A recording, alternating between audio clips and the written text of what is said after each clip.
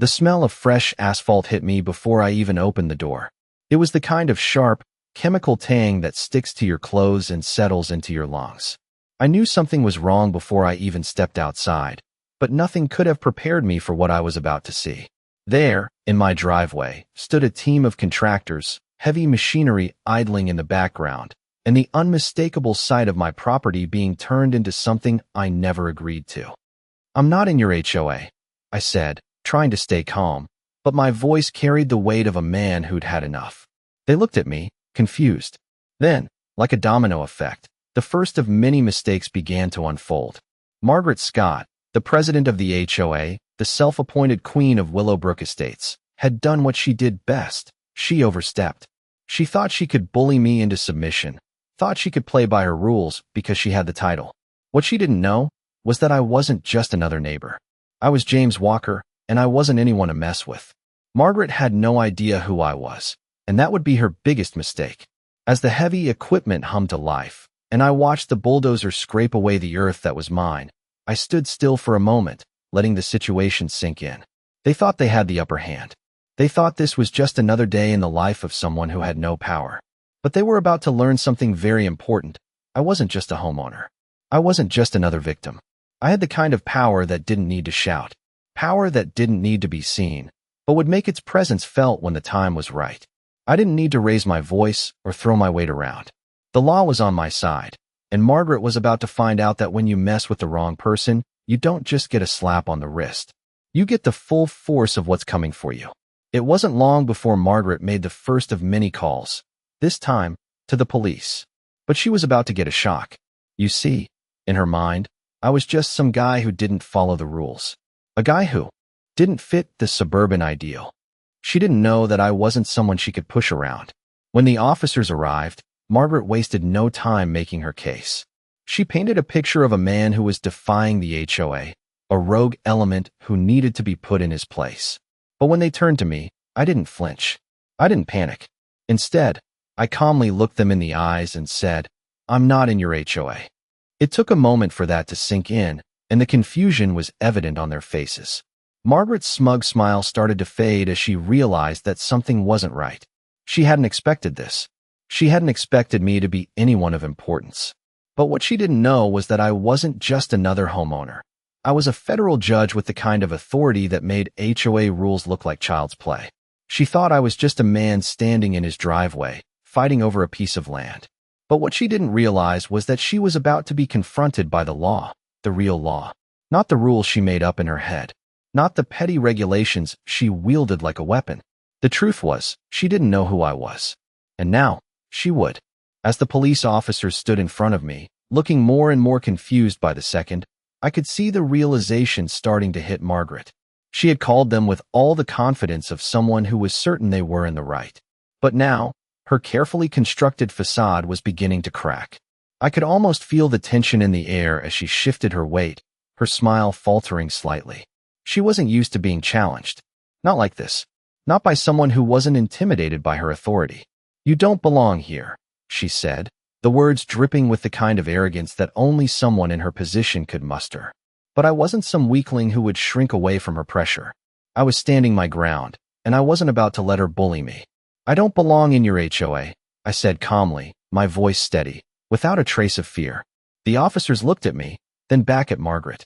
One of them, a seasoned veteran who'd clearly dealt with more than his fair share of neighborhood squabbles, scratched his head and glanced down at his notepad.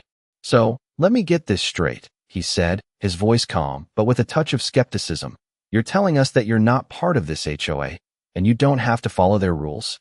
Margaret's face turned red. She wasn't used to being questioned, especially not in front of others. She took a deep breath, trying to regain some control of the situation, but I could see the cracks in her composure. She wasn't as untouchable as she thought. "Of course he doesn't have to follow the rules," Margaret snapped. "But he's violating community standards, and I'm just doing my job to protect our neighborhood." I couldn't help but chuckle to myself. She was trying to play the victim, but the more she spoke, the more she dug herself into a hole. I had all the legal knowledge I needed to shut her down, and I wasn't afraid to use it. The officers exchanged a glance, and I could see they were starting to piece things together. One of them cleared his throat. "All right," he said, looking at Margaret. "It seems like this is a private matter between you two. We can't just get involved in HOA disputes. You'll need to take it up with the HOA board or the courts." Margaret's eyes widened in disbelief. She had thought that calling the police would end this, that her position as HOA president would give her the upper hand. But she was wrong. I wasn't someone who could be easily pushed around. I had the power to turn the tables on her, and I wasn't about to back down. "So, you're telling me I can't even enforce my own rules?" Margaret asked, her voice rising. The officer didn't flinch. "That's right," he said. "This isn't something the police handle. You'll have to go through the proper channels." Margaret was silent for a moment, her frustration evident. The tension in the air was palpable. She looked from the officer to me, and I could see the wheels turning in her mind. She had underestimated me, and now she was beginning to realize just how big of a mistake that was. "You don't know who I am," she said, her voice cold and venomous. But I didn't know who she was. I knew exactly who she thought she was. She thought she could push people around with her little title and her fake authority. But I wasn't intimidated. "I know exactly who you are," I said, my voice calm but firm. "And you're about to learn exactly who I am." Margaret froze. I could see the fear in her eyes, and I knew that I had her right where I wanted her. She had thought she was in control of this situation, but now, the power was in my hands. The officers took one last look at the scene before turning to leave, their job done. As they walked away, Margaret's face twisted in frustration, but she couldn't do anything to change the outcome. She had made a fatal mistake. She had tried to bully the wrong person, and now, she was going to pay the price. The next day, I sat at my kitchen table, sipping my coffee, and thought about everything that had just happened. Margaret had underestimated me, and now she had to face the consequences. But I wasn't going to let her get away with thinking she could just back down. She had crossed a line, and I had every intention of making sure she paid for it. I pulled out my phone and dialed the number for the local court. I knew what needed to be done. It wasn't just about the HOA or Margaret's petty rules anymore. It was about justice. About making sure that someone like her couldn't just walk over people like me without facing the legal repercussions. I needed to find a way to put the power back in the hands of those who deserved it. I had dealt with my fair share of bureaucracy in my time as a federal judge, but this was personal. This wasn't some case in a courtroom full of strangers. This was my home, my land, my family's legacy, and I was not about to let her take that from me. When I spoke with the court clerk, I could hear the hesitation in her voice as she asked about the details of the case. I wasn't sure if she could tell that this wasn't your typical neighbor dispute, but she agreed to schedule a hearing. As I hung up the phone, I felt a weight lift off my shoulders. This was the right move. The court would provide a fair and just solution to what had been going on, and Margaret would no longer be able to hide behind her HOA president title. The next few days were a blur. I spent my time gathering the documents I needed, pulling records, and preparing my case. It wasn't just about the land or the rules anymore. It was about standing up to someone who thought they could control others. Margaret thought she was untouchable, but I was going to make sure she understood just how wrong she was. I could feel the tension building as the day of the hearing approached, but I wasn't nervous. I was ready. When the day finally came, I walked into the courtroom with a sense of calm confidence. The judge, who was no stranger to disputes like this, looked at me over his glasses, then turned his attention to Margaret. She had arrived, looking like she owned the place, as usual, but I could see the uncertainty in her eyes. She knew this wasn't going to go the way she had planned. I stood tall, my hands steady as I placed my evidence on the table. I wasn't just presenting a case. I was making sure the truth was heard. I spoke about the actions Margaret had taken, about how she had illegally imposed fines, how she had manipulated the HOA to make my life a living hell. Every word I spoke felt like a stone being thrown into the pond, creating ripples of justice that would eventually reach the shore. Margaret's lawyer tried to interject, tried to spin the situation in her favor, but it was clear to the judge, and to everyone in the room, that her actions had been nothing short of abuse of power. As the hearing went on, I could feel the weight of the situation shift. Margaret's smug confidence started to crumble, and by the time the judge gave his final ruling, it was clear who had won. Margaret was ordered to cease all illegal actions and pay restitution for the damage she had caused. It wasn't just a victory for me. It was a victory for anyone who had ever felt powerless in the face of a bully. I left the courthouse with a sense of relief, but I wasn't done yet. Margaret might have lost the case, but there was still work to be done. I wasn't going to let this be the end. I would keep fighting to make sure she never had the chance to hurt anyone else again. It had been a week since the court hearing, and the weight of what had just happened was still settling in. Margaret had been forced to pay the restitution and stop her illegal actions, but I knew that this victory wasn't the end. There was something more to be done. As I sat in my living room, staring out at the land I had fought so hard to protect, I realized that I hadn't just won a legal battle. I had won a chance to reclaim my peace, to show everyone who had ever been pushed around by a neighbor or an HOA that there was a way out. But as much as I wanted to breathe easy, I knew I couldn't let my guard down just yet. Margaret might have been beaten in court, but she wasn't the type of person to let things go easily. She would be looking for a way to regain control, and I wasn't going to give her that opportunity. My phone buzzed, breaking my train of thought. It was a message from my lawyer, and my stomach tightened as I opened it. It was a simple note. Margaret has filed for an appeal. My heart sank. Just when I thought things were finally over, the battle was starting again. I felt the anger bubble up inside me, but I pushed it down. This wasn't the time for emotions. It was time to prepare for whatever was coming next. The next few days were spent gathering more evidence, rereading every detail of the case, making sure nothing was overlooked. I wasn't going to let Margaret's appeal succeed. If anything, I was going to use it as an opportunity to hit back harder, to make sure that she understood once and for all that I was not someone she could mess with. I called my lawyer and arranged a meeting. I needed to strategize, to figure out how to deal with this new challenge. When I sat across from him in his office, I could see the concern in his eyes.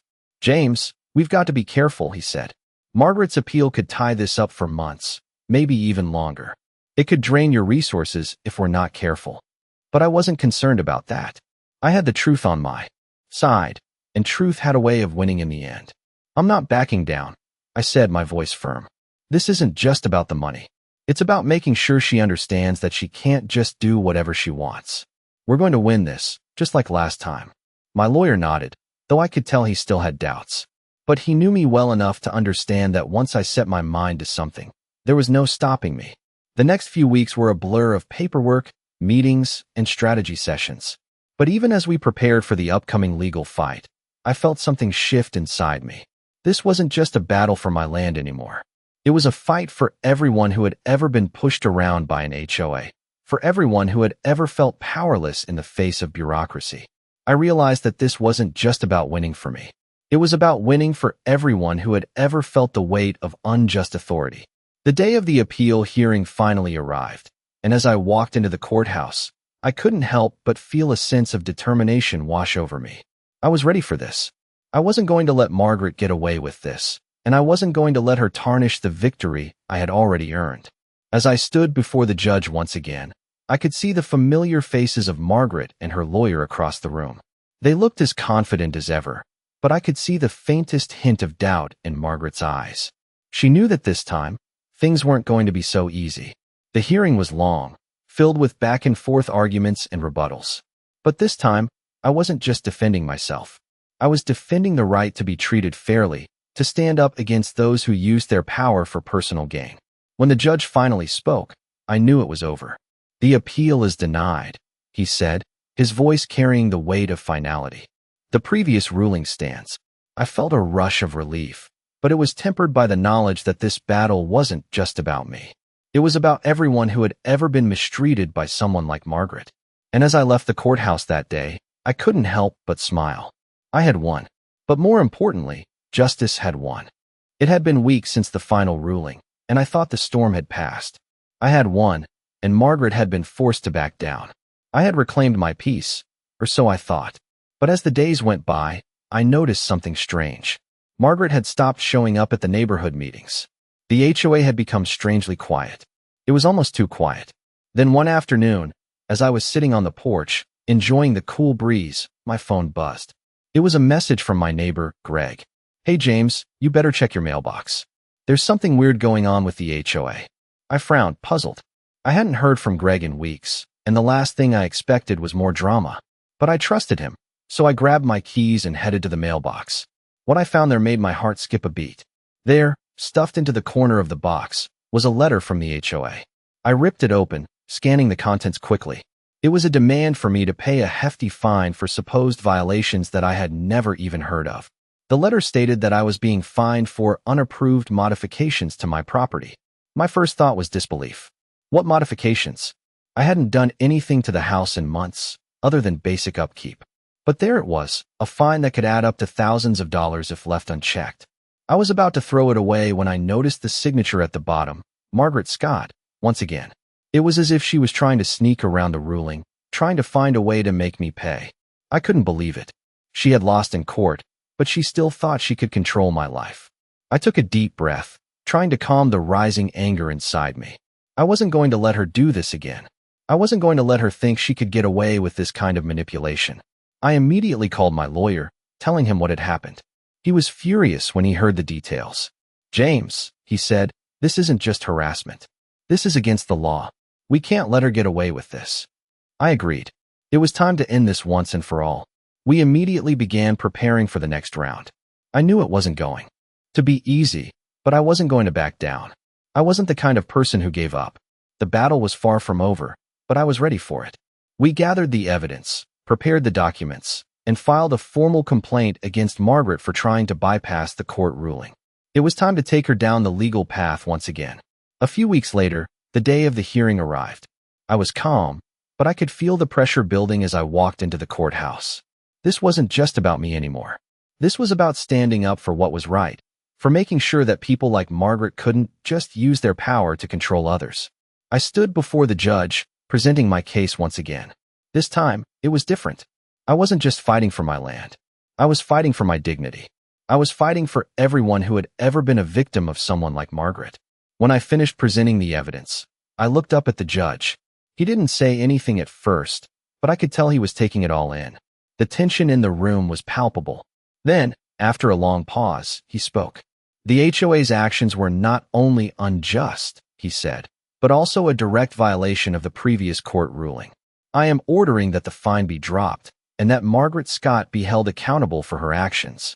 I couldn't help but feel a surge of relief wash over me. I had won again. Margaret's attempts to undermine the ruling had failed. She had underestimated me, just as she always had. As I left the courthouse that day, I felt a sense of finality. It was over. Margaret had no more tricks up her sleeve. I had fought for what was right, and in the end, justice had prevailed. It had been a few months since the final hearing, and I thought the worst was behind me. The neighborhood had returned to a strange sense of normalcy. The lawnmowers hummed, the mailman made his daily rounds, and the occasional wave from a neighbor as they walked by had become routine. But despite the calm, something in the back of my mind told me that it wasn't over. Margaret had been defeated, her tactics exposed, but I knew she wasn't the kind of person to just fade into the background.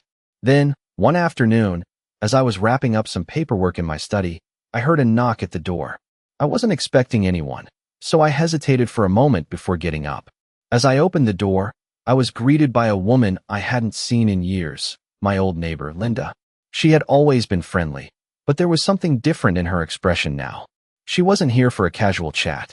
"James, I need to talk to you," she said, her voice low, almost urgent. I invited her in, and we sat down at the kitchen table. She wasted no time getting to the point. "I've heard some things," she began, "about Margaret and what she's been up to." I raised an eyebrow, my instincts immediately on high alert. "What do you mean?" I asked, already sensing that the calm I had been enjoying was about to be shattered. Linda glanced around as if checking to make sure no one was listening, then leaned in closer. "I don't know if this is true, but there's talk that Margaret has been trying to rally some of the other HOA members against you again. She's been telling them that the court ruling was unfair, that you manipulated the system, and that you're a threat to the community. I've even heard that she's been making calls to some of the local officials." My heart sank. After everything I had been through, I hadn't expected this. It seemed that Margaret wasn't going to stop, not until she had some form of retribution. But this time, I wasn't going to let her get away with it. I had already fought her once, and I wasn't about to let her tarnish the victory I had earned. I thanked Linda for the information and assured her that I'd handle it. As soon as she left, I pulled out my phone and called my lawyer. The conversation was quick, but urgent. "James, I know it's been a while, but if Margaret is still stirring things up, we need to act fast," my lawyer said. "Let's not let this escalate. We'll nip it in the bud." I agreed. The next day, I met with my lawyer and a few trusted friends. We discussed the situation in detail and made a plan. It was clear that this wasn't just about a legal dispute anymore. It was about protecting my reputation, ensuring that Margaret couldn't manipulate others the way she had manipulated the HOA. I was determined to make sure that no one else would suffer because of her unchecked power. We decided to take a proactive approach.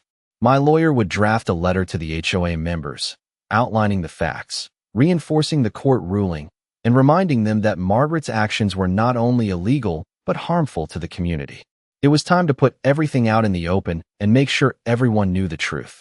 As we worked on the plan, I felt a sense of determination wash over me. I had fought for what was mine before, but this was different.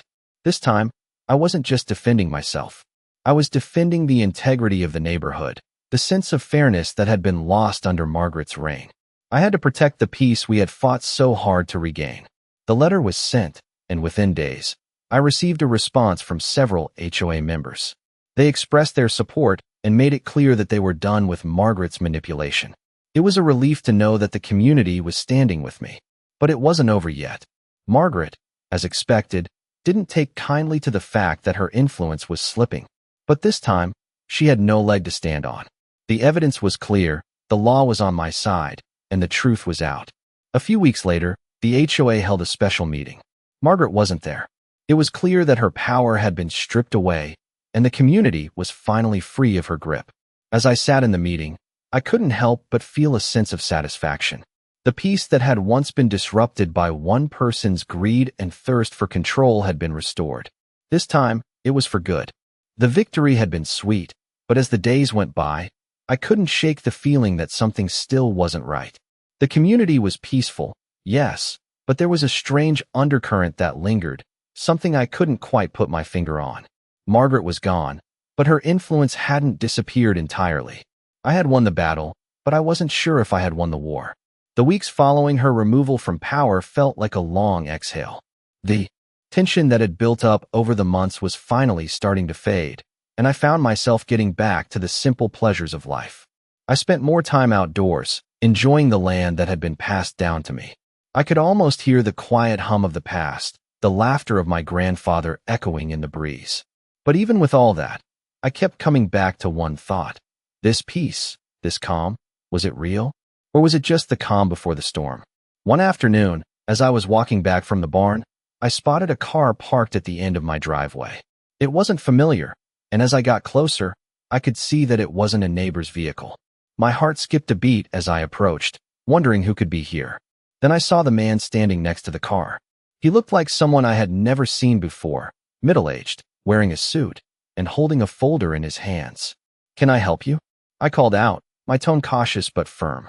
The man turned to face me, and there was something about his demeanor that immediately put me on edge. He smiled, but it didn't reach his eyes. "Mr. Walker?" he asked, his voice smooth, almost rehearsed. "Yes," I replied, still unsure of who he was or why he was here. "I'm Attorney Harris," he said, stepping forward and extending his hand. "I represent a client who has an interest in your property." My stomach dropped. The last thing I wanted to deal with was more legal trouble. "What kind of interest?" I asked, trying to keep my voice steady. "My client," Harris continued, "has been following the situation with the HOA closely. He's concerned about the previous legal actions taken by you and the HOA, and he believes that there may be an opportunity for compensation." I frowned, trying to make sense of what he was saying. "Compensation for what?" "Well," Harris said, "it seems that there may have been some undue stress caused by the previous disputes. My client believes that he could help resolve the situation, and in doing so, he would be willing to offer a settlement for the damages." I felt my blood run cold. "What kind of damages?" I asked, suddenly feeling the hairs on the back of my neck stand up. "My client's company has significant resources, and he's interested in buying your land," Harris explained, his eyes narrowing slightly. "He believes that with his expertise, he can make your property much more valuable." The words hung in the air like a storm cloud. I could feel the weight of the conversation pressing down on me. My land, my family's legacy, was being offered up like a commodity. I hadn't fought this hard just to have it taken from me again. Not like this. I took a deep breath, trying to keep my voice calm. "I'm not interested in selling," I said firmly. This land is not for sale. Harris didn't seem fazed by my response. Instead, he opened the folder he had been holding and slid a piece of paper across the table toward me. Perhaps you should reconsider, he said. This is an offer my client is prepared to make. A very generous one. I glanced down at the paper, my eyes scanning the numbers printed on it. It was more money than I had ever seen in my life. The offer was tempting, but it wasn't just about the money. It was about principle. This was my land. It was my history. It was my home. I pushed the paper back toward him. I've made my decision, I said, my voice unwavering. This land isn't for sale, and I'm not going to be bought off. Harris looked at me for a moment, his expression unreadable. Then he stood up, tucking the folder back under his arm. Very well, he said, his tone cold. But remember, sometimes people don't get to make their own decisions. The world has a way of making things happen. He turned and walked back to his car without another word. I watched him drive away, the weight of the encounter hanging over me. I had won, yes, but it was clear that the fight wasn't over. There were still people out there who thought they could take what didn't belong to them, and I was determined to make sure they never succeeded. The days that followed Harris's visit were tense. I couldn't shake the conversation from my mind. The offer he had presented was far too tempting for most people. But for me, it wasn't about money. It never had been. It was about my family's land, my history, and my right to protect what was mine. I spent the next week carefully considering my next steps. Harris wasn't just some lawyer working for a rich client. His words, his demeanor, told me that there was more behind this than a simple land deal. I was dealing with someone who thought he could control my future, and I wasn't going to let that happen. I knew I needed to gather more information before I made any rash decisions. I started by reaching out to a few trusted neighbors. I knew they weren't involved in the HOA mess, but some of them had lived in the area for decades. They might know something I didn't. I spent hours talking to them, asking questions about the history of the land, about any changes or developments in the neighborhood. As I spoke to them, a pattern began to emerge. Harris's client wasn't just interested in my property. They had been quietly buying up land around the area for months, maybe even longer. It was clear now. This wasn't about a one-off deal. This was about a larger, more calculated move. Someone was trying to consolidate control over the entire area, and I was standing in their way. I didn't have all the answers yet, but I had enough to know that this wasn't a battle I could face alone. I needed to act fast before things escalated further. I contacted my lawyer again, determined to figure out exactly what I was up against. When we met, I laid out everything I had learned. James, this is bigger than we thought, my lawyer said, his brow furrowed as he flipped through the notes I had gathered. We're talking about a real estate conglomerate, and they've been quietly buying up surrounding properties for months. They've got money, power, and connections. I listened, feeling the weight of the situation pressed down on me. So what do we do? I asked. We hit them where it hurts, he replied. We need to expose their strategy, make sure that everyone knows what they're doing. If we can stop them from buying up the land around you, it'll slow down their plans. I nodded, understanding what needed to be done, but I wasn't going to stop there. I wasn't going to just sit back and let this group of people dictate my future. I knew I had the power to fight back, and now I needed to use it. Over the next few weeks, I gathered everything I could on the company and its dealings. I started making calls to local officials, talking to anyone who might be able to help. I wasn't just fighting for my property anymore. I was fighting for the entire neighborhood. I started to feel like I wasn't just standing up for myself. I was standing up for all the people who had been quietly bullied into submission by those who thought they could buy their way into power. As I moved forward with my plan, I could feel the momentum building. The more people I talked to, the more I realized that I wasn't alone. The community was starting to rally behind me. I wasn't just protecting my home anymore. I was protecting their homes, their land, their peace. And that made all the difference. One afternoon, I received a call from my lawyer. James, we've got them, he said.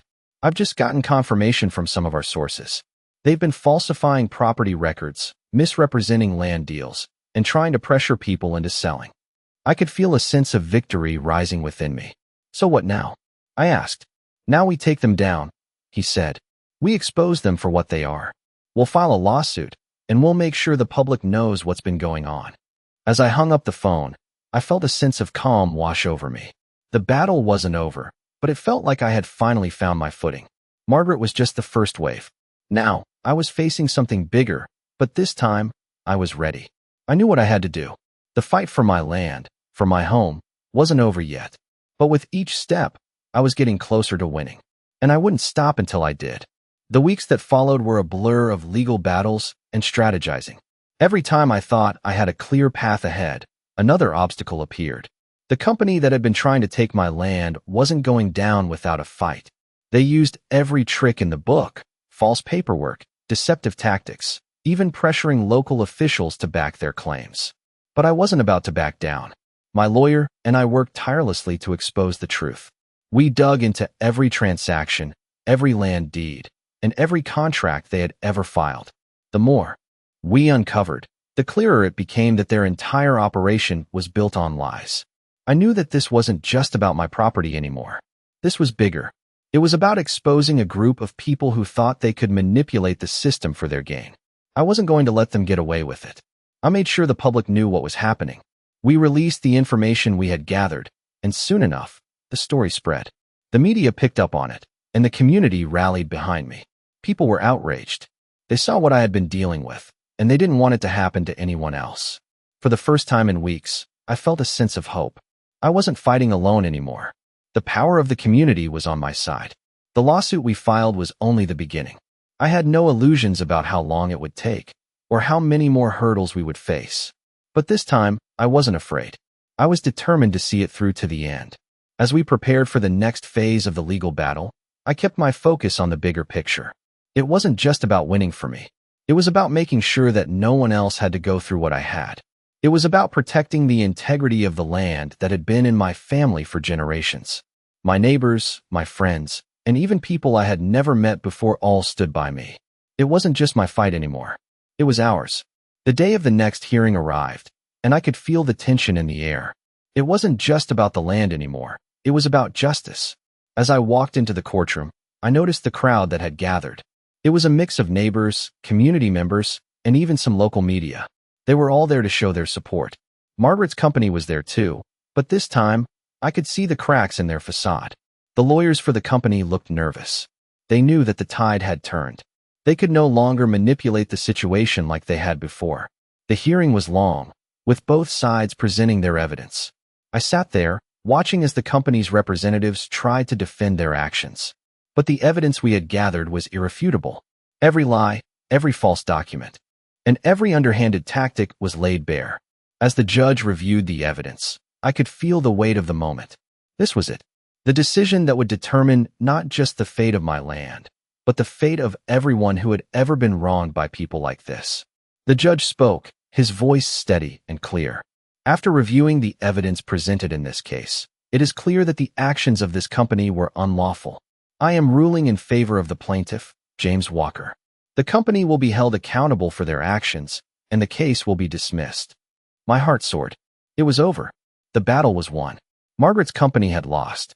They had tried to take everything from me, but in the end, they had failed. I stood up, my legs shaking from the adrenaline, and looked around the courtroom. My lawyer gave me a nod of approval. My neighbors smiled, their faces full of relief and pride. This wasn't just my victory. It was a victory for everyone who had ever been taken advantage of by those who thought they were untouchable. As I walked out of the courtroom, I felt a sense of finality. The fight was over. I had defended my land, my home, and my family's legacy. And I had won.